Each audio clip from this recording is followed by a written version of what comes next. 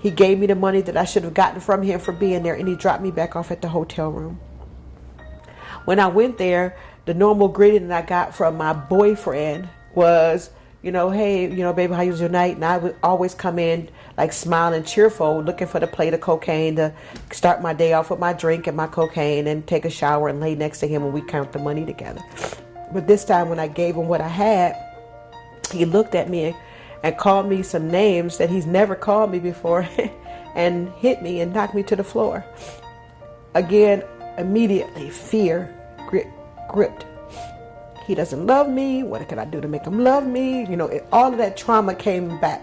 Like, what did I do wrong? I never want to do this again. I'm sorry, But then I also knew that this wasn't what I thought it was. It was a real huge wake-up call. That this wasn't a romantic relationship.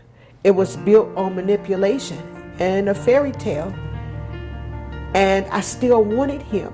And I still loved him. And I still wanted to be with him. So I did what he asked me to do. And I never came up short again. But then he started inviting other girls into what they call the family.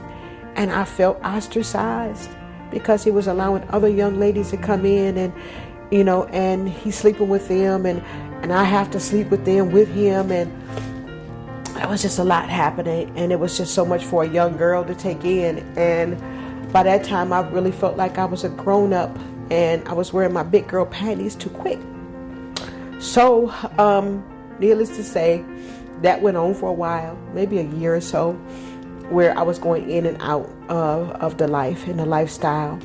And one day we went out to the truck stops, and the girl that groomed me, to help me to learn the truck stops, she told me that I didn't belong there anymore. I was spiraling out of control.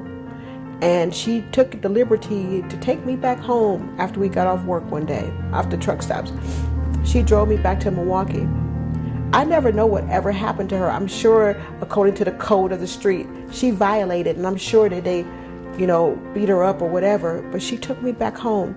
Yes, he knew where I lived. His sister lived right next door to me.